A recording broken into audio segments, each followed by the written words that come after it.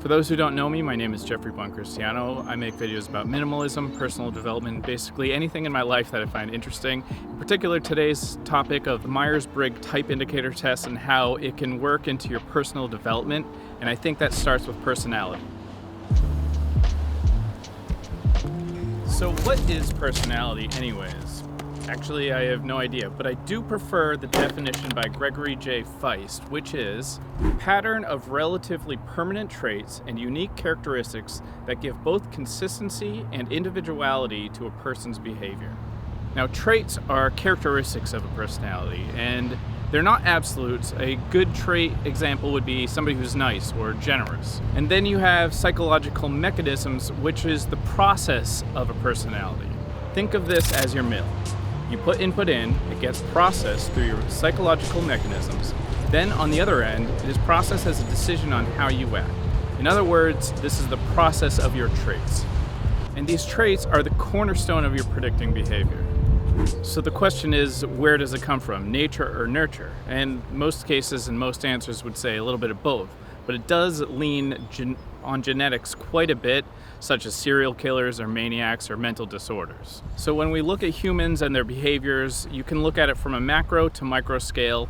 Humans look like humans, but Jack doesn't look like Jill, and we certainly don't look like this guy. So there's a point that we want to define ourselves as individuals and continue to look deeper into who we are as a person.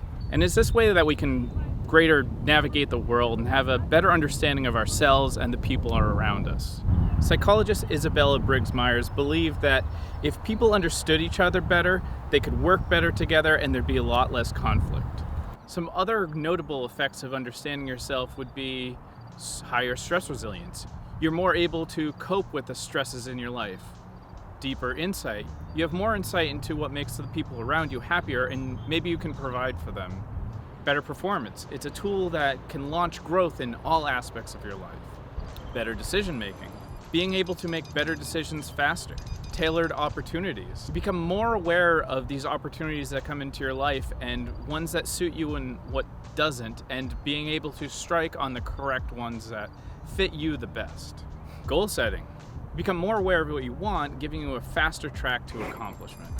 So some people might say, I'm fine though, I've lived my whole life, I didn't need to do personal development, I'm fine, I can just hustle and I get stuff done. And you're not wrong, you totally can. But if you have a flat tire, it is just as important as the road ahead. And if you can fix it and make it a better situation, a better driving car, the faster and the more enjoyable the trip will be to where you want to go. So it's a win-win situation when you look at personal development. But if you don't feel like it, then fine, do whatever you want.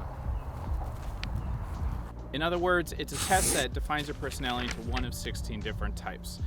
Isabella Briggs Myers worked for 20 years off of Carl Jung's original archetype formula to develop this type indicator to help you define your personality.